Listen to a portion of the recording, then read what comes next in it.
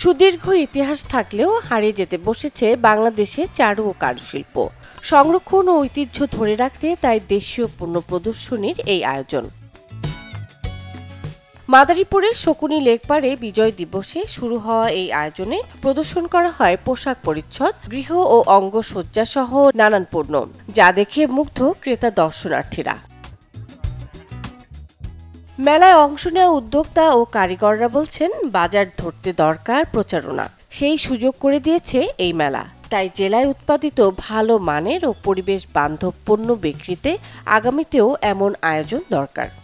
আমি বাঁশের আইটেম এবং ২০-২৫ আইটেম নিয়ে আসছি এবং বেচা বিক্রি ভালোই হচ্ছে এবং মোটামুটি কাস্টমারের খুবই আগ্রহ আছে এবং ভালো চাহিদা আছে এবং সবাই কেনার জন্য আগ্রহ।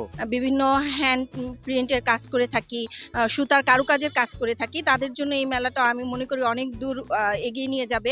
কারণ একজন উদ্যোক্তা যখন এই কাজগুলি করে এবং এগুলি প্রচার করতে পারে, দর্শকদের ভিতর বা গ্রাহকের ভিতর এগুলি প্রচার করতে পারে, তখন তার কিন্তু অনেকখানি এগিয়ে যাওয়ার একটা সম্ভাবনা থাকে। আমি বলবো যে এই মেলাগুলোতে একটু যদি সবসময় সুযোগ থাকে নারীদের জন্য বিশেষ করে, তাহলে আমার মনে হয় যে নারীরা আর একটু সামনে এগিয়ে যেতে পারবে। মেলায় আসছি, মূলত মেলাটা হচ্ছে একটা মিলন মেলা।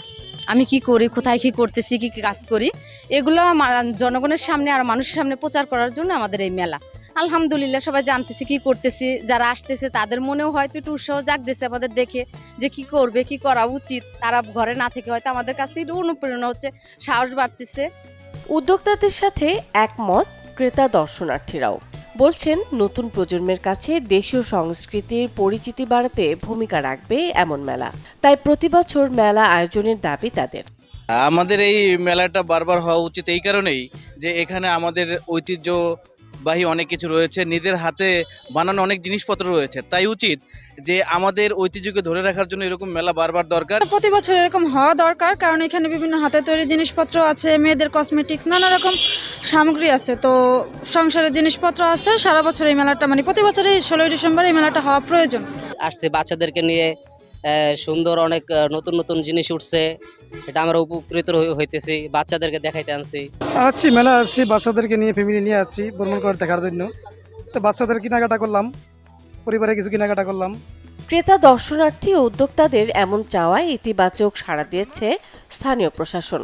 কর্মকর্তার আশ্বাস, আগামীতেও আয়োজন করা হবে কারুশিল্প মেলা। আমরা মহান বিজয় দিবস উপলক্ষে আমাদের কেন্দ্রীয়ভাবে যে নির্দেশনা দেওয়া হয়েছিল যে এবার বিজয় মেলা আয়োজন করতে হবে, সেটাকে সামনে রেখে আমরা বিজয় মেলার আয়োজন করেছি এবং এটা আমি খুবই আনন্দিত যে এত ব্যাপক সাড়া পেয়েছি মানুষের মাঝে। আমার মনে হয় যে এই ধরনের আয়োজন কন্টিনিউ করা উচিত এবং বিভিন্ন জায়গায় অবশ্য আমরা খবর পেয়েছি যে কোথাও 7 দিন, 10 দিন, 15 দিন ব্যাপী আয়োজন করা হচ্ছে, কিন্তু আমাদেরকে কেন্দ্রীয়ভাবে নির্দেশনা দেওয়া হয়েছিল এবং সামনে যতগুলো জাতীয় দিবস আছে এই ধরনের মেলা আয়োজনটা আমার মনে হয় বেশি ফলপ্রসূ হয়। 16 ডিসেম্বর মেলা উদ্বোধন করেন মাদারীপুরের জেলা প্রশাসক মোসাম্মদ ইয়াসমিন আক্তার।